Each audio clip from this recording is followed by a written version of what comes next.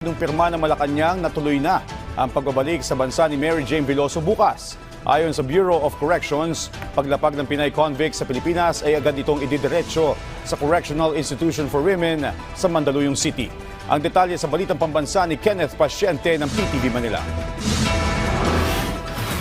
Matapos ang mahigit 10 taong pagkakakulong sa Indonesia, makakauwi na ng Pilipinas si Mary Jane Veloso.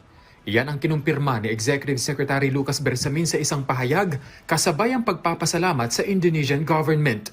Katunayan, ayon sa impormasyon ng Philippine Foreign Affairs Department, nakatakdang dumating si Mary Jane sa bansa bukas ng alas 6 ng umaga. Mag-aalauna ng madaling araw mamaya ang oras ng kanyang alis sa Jakarta, Indonesia matapos siyang ilipat doon mula Yogyakarta noong Linggo.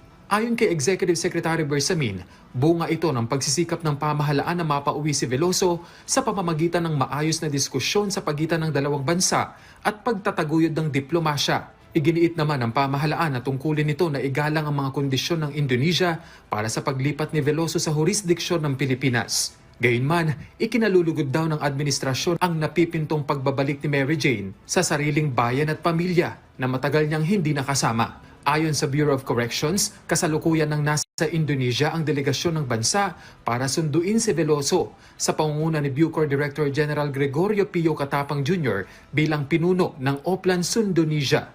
Pagdating sa bansa, sasailalim si Mary Jane bilang isang newly committed PDL sa 5 araw na quarantine sa Correctional Institution for Women kung saan gagawin ang medical observation gaya ng medical at physical examinations para matiyak na nasa maayos ang lagay ng pisikal at mental na kalusugan ni Veloso.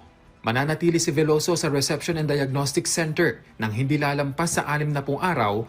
55 araw dito ay para sa orientation, diagnostic evaluation at initial security classification. Matapos niyan ay ililipat na siya sa kanyang nakatalagang selda batay sa magiging resolusyon ng Reception and Diagnostic Center Classification Board. Matapos ang 5 araw na quarantine na matatapos sa ika-24 ng Disyembre, papayagan na ang pamilya ni Veloso na dalawin siya. Tiniyak naman ng Bucor na sa magkahiwalay na pasilidad madedetine si Veloso at kanyang umano'y illegal recruiter para matiyak na hindi sila magkikita. Pero ngayong mapapasailalim na sa jurisdiksyon ng Pilipinas si Mary Jane, posible nga kaya ang paggawad sa kanya ng clemency ng pamahalaan. Giit ni Bersamin, masyado pa raw maaga para pag-usapan ang mga posibleng mangyari. Dahil ang target ngayon ni Pangulong Marcos Jr. ay hindi madelay ang pagpapauwi kay Veloso sa bansa. Higit 1 dekadang nakakulong sa Indonesia si Mary Jane matapos maaresto sa Yogyakarta Airport taong 2010 dahil sa nakitang heroin sa kanyang maleta. Hinatulan siya ng parusang kamatayan sa kaparehong taon pero naipagpaliban ang kanyang execution taong 2015 dahil sa ibinigay na temporary reprieve ng Indonesian government. Mula PTV, Kenneth Pasyente, Balitang Pambansa. Excited na ang mga kaanak ni Mary Jane Veloso sa kanyang pagbabalik sa Pilipinas bukas. Una na rito ang kanyang mga magulang na sina Cesar at Celia Veloso. Sa panayam ng Balitang Pambansa sa mga magulang ni Mary Jane, inihayag nila ang kanilang labis na kagalakan sa nakatakdang pagkikita nila bukas. Katunayan, sa airport na nga raw matutulog ngayong gabi ang mag-asawa para masigwaradong nakabalik na sa bansa at personal na salubungin ang kanilang mahal na anak.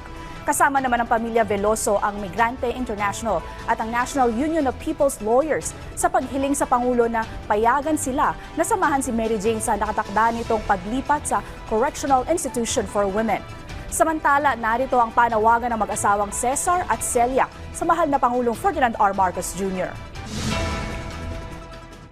Magpapasalamat po ako sa ating gobyerno, lalong-lalo na po si Secretary Kakdak na nagbigay po sa amin ng pagpagawa ng bahay. Ito na po, pinaayos namin yung aming bahay at lalong-lalo na po yung patutuluyan ni Mary Jane.